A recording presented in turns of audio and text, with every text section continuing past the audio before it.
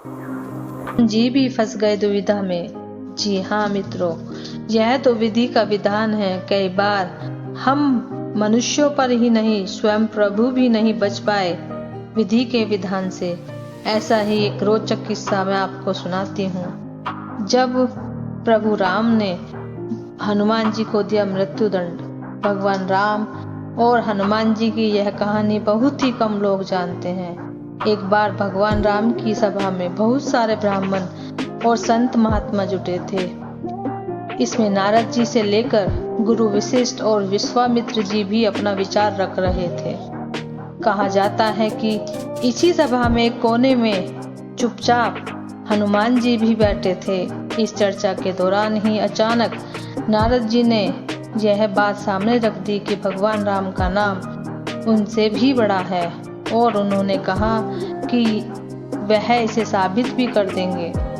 नारद जी ने कहा था ऐसा करने के लिए।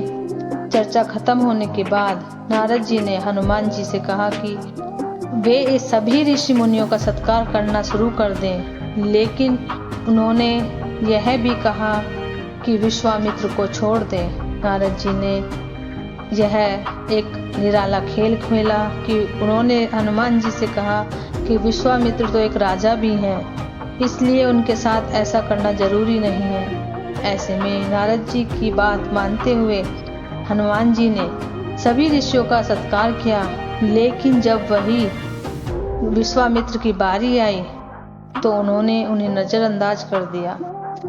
विश्वामित्र को अपना यह अपमान बर्दाश्त नहीं हुआ और उन्होंने तुरंत अपने शिष्य राम से हनुमान को मृत्युदंड देने का वचन देने को कहा।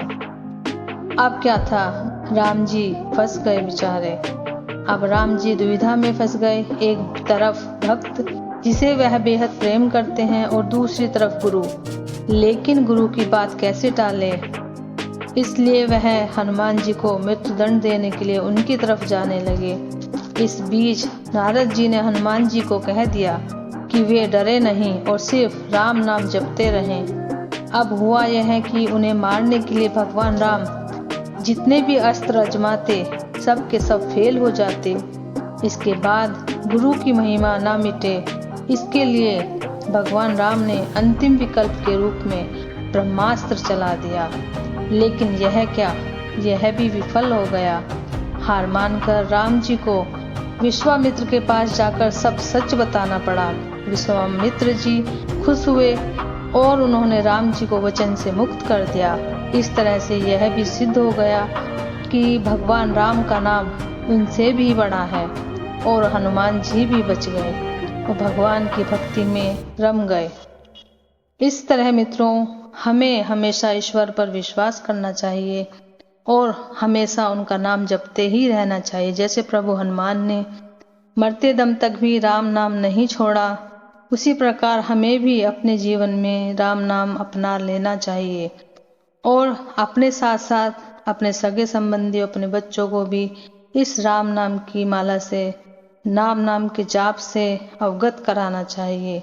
जिस तरह से ईश्वर ने प्रभु हनुमान के संकट हरे, उसी तरह से ईश्वर हम सबके भी संकट हरे। मित्रों, अगर आपको यह वीडियो जरा भी पसंद आई है तो आप मेरे कमेंट में लिखें जय श्री राम और मेरी वीडियो को लाइक एंड सब्सक्राइब करें। राम राम मित्रों। राम राम मित्रों।